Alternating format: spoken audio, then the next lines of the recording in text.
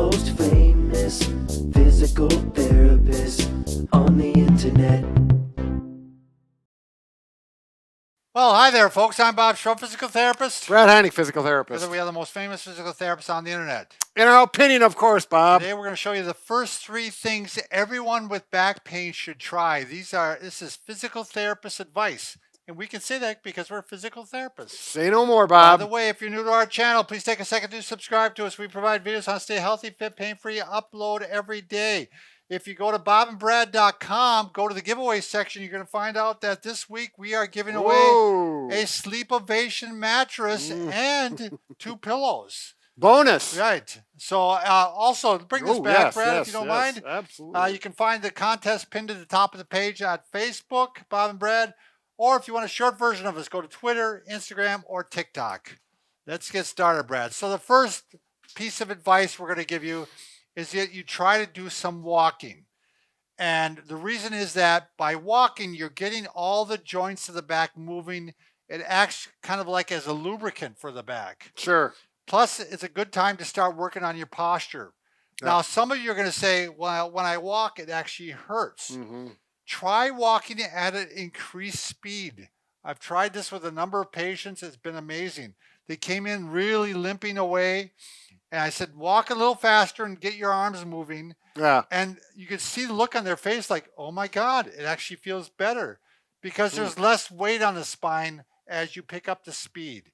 You know, there's less of the back settling in. Even things up. And also make sure you walk on a even surface. Right. No hills or uneven surfaces in the yard. You know, a nice smooth areas is the best. And what you can do every so often, I want you to swing the arms if possible, but every so often you can also just take your arms and lock them behind you like this, and just to make sure your posture is pretty good. Sure. Yep, it's a good posture check.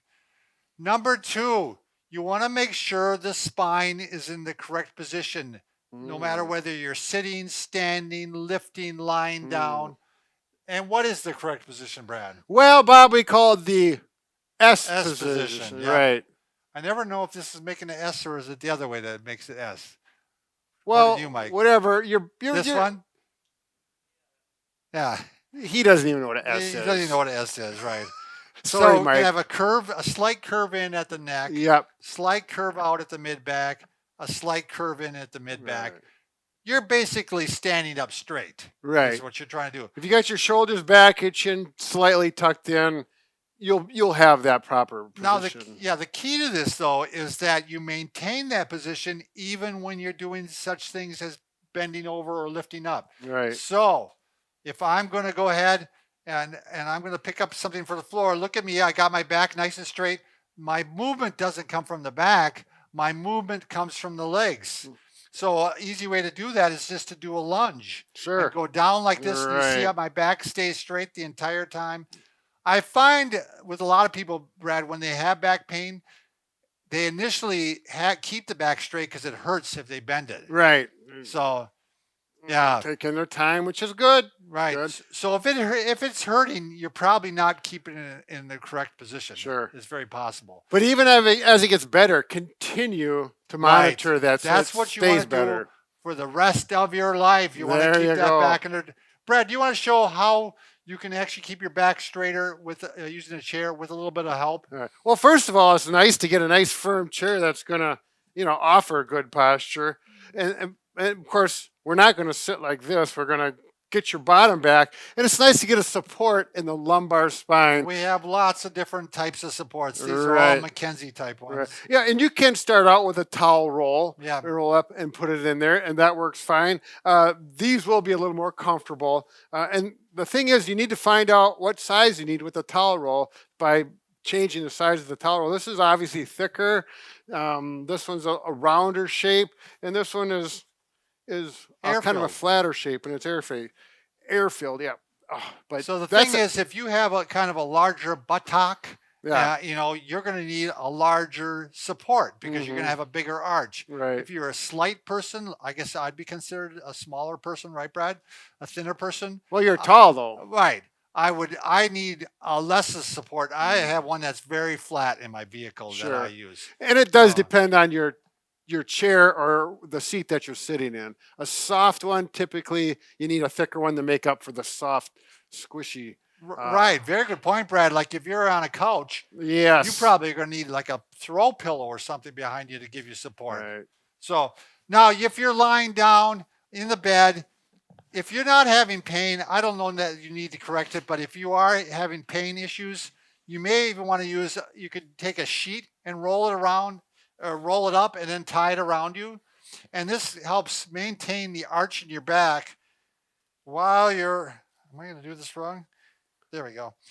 Maintain the arch in your back when I'm laying on my back. So if I'm on my back now it's not sagging down in a rounded out position. What's nice about this, if I lie on my side, it also fills in that little gap there. Right. So I'm not getting that arch in my back. So it's a way to keep your back straight while you're in bed. Number 3, the third piece of advice that Brad and I and most therapists will tell somebody, we're going to try to get your back moving, but we're basically going to pick a directional exercise. Sure. So for some of you, I would say the majority of you, the first thing I would try is back extension, which is press ups. Right. On your stomach. All right, Brad, I'll give that to you. So because the reason for this is a lot of times the way you hurt your back is bending forward like this. Sure. So we actually find by extending in the opposite direction, sometimes the movement and the direction actually makes it feel better. Right. So you're going to start off with, some of you are going to be down like this, and maybe just even start like this. Eventually you move up onto your elbows, what we call the elbow prop. And then eventually you can put your hands underneath your shoulders like this and start doing micro press ups or mini press ups. And notice he allows or keeps his waistline right on the mat, or you can do these. They're probably best to be done on a carpeted floor. You can do them on a bed, but a carpeted floor is the best. Yeah, you don't want to be doing this. Right. And if your back is really tight, that's how you might start.